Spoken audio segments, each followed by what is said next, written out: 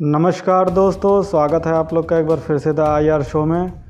तो दोस्तों, अब फ्रांस का जो गुस्सा है वो बढ़ता ही जा रहा है और फ्रांस ने एक बहुत बड़ा स्टेप लेते हुए यूएसए पे एक कड़ा एक्शन लिया है।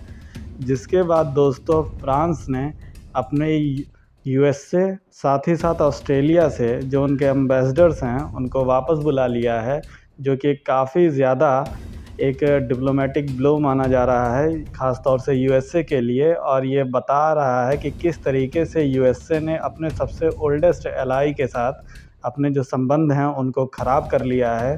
क्योंकि दोस्तों, फ्रांस के जो रिलेशन हैं वो यूएसए के साथ हिस्टोरिकली काफ़ी मजबूत रहे हैं और हमेशा से अच्छे रहे हैं। और जो बाइडेन के एडमिनिस्ट्रेशन के दौरान इस तरीके से फ्रांस की प्रतिक्रिया आना कि अपने एम्बेसडर्स को वापस बुला लेना, ये माना जा रहा है हिस्टोरिकली ऐसा पहली बार हो रहा है कि फ्रांस ने कोई ऐसा एक्शन यूएसए के ख़िलाफ़ लिया है। क्योंकि मैं आपको बता दूं कि फ्रांस और यूएसए के हिस्टोरिकली जो संबंध हैं वो काफ़ी अच्छे रहे हैं। चाहे आप यूएसए की फ्रीडम फाइट की बात कर लीजिए, इनको सपोर्ट करने वाला जो कोई पहला देश था तो फ्रांस था, जिसने इनको यूके से आज़ादी दिलाने में इनकी भरपूर मदद की थी। हथियार से लेके फंडिंग तक इनको सब प्रोवाइड किए थे।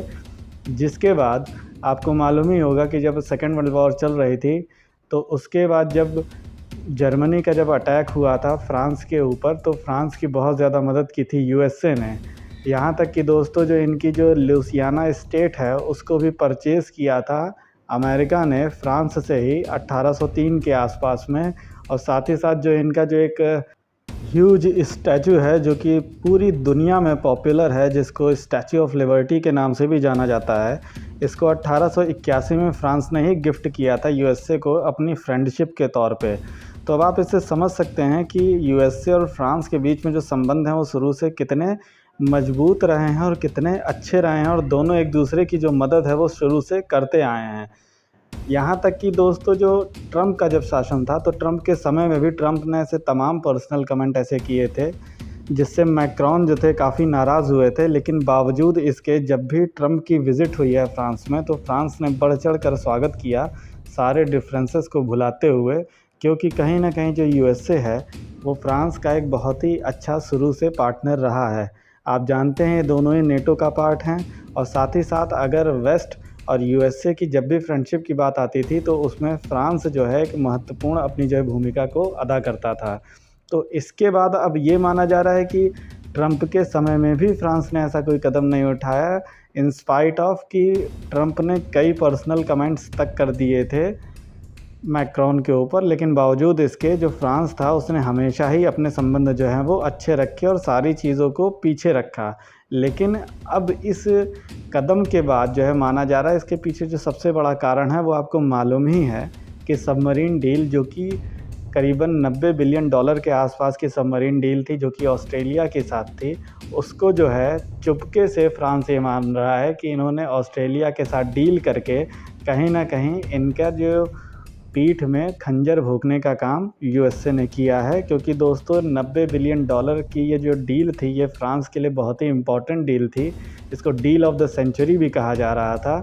और ये इतनी बड़ी डील थी जितना बड़ा इनका डिफेंस का अपना बजट भी नहीं होता है। तो अब आप समझ सकते हैं कि ये फ्रांस के लिए कितनी इम्पॉर्टेंट थी। लेकिन फ्रांस का ये कहना है कि एक सेकेंड मनी को भी वो सेकेंडरी कर सकता है, लेकिन जिस तरीके से इस डील को किया गया, जिस तरीके से फ्रांस को अंधेरे में रखा गया ऑस्ट्रेलिया और यूएसए दोनों के द्वारा, तो इस चीज़ ने जो है वो बहुत ही ज़्यादा जो है वो हर्ट किया सेंटिमेंट्स को फ्रांस के। इसलिए फ्रांस ने ये कदम उठाया है।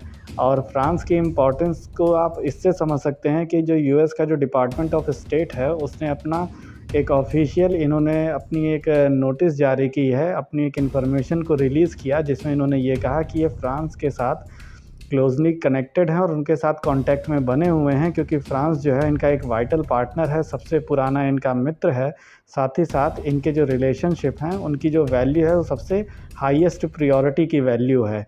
तो अब आप समझ सकते हैं कि यूएस के लिए कितना ये इम्पॉर्टेंट है। लेकिन अब ये फ्रांस मानता है बात करने से या नहीं मानता है, ये सबसे बड़ी आगे देखने वाली बात होगी।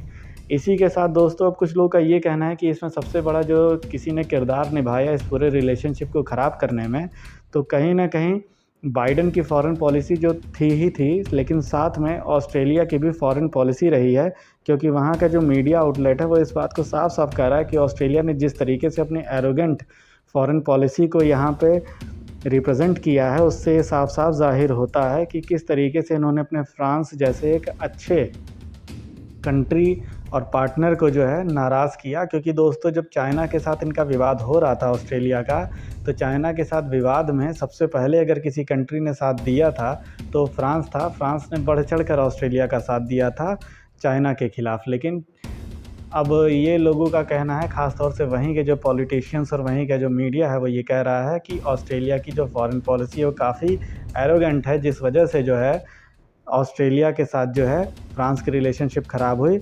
और यूएसए के साथ साथ तो ये बाइडेन का एक अगेन फिर से एक नया ब्लंडर है। अफ़गानिस्तान पुल आउट के बाद ये बाइडेन का एक सेकंड ब्लंडर माना जा रहा है, जो कि इनकी पॉपुलैरिटी को और नीचे करने का काम करेगा। तो लोगों का अब यही मानना है कि इसमें जो है वो फ्रांस की कहीं से कोई गलती नहीं है। अगर फ्रांस को टाइमली इंटीमेट किया गया होता ऑस्ट्रेलिया और यूएसए दोनों के द्वारा, तो इस तरीके की आज नौबत नहीं आई होती।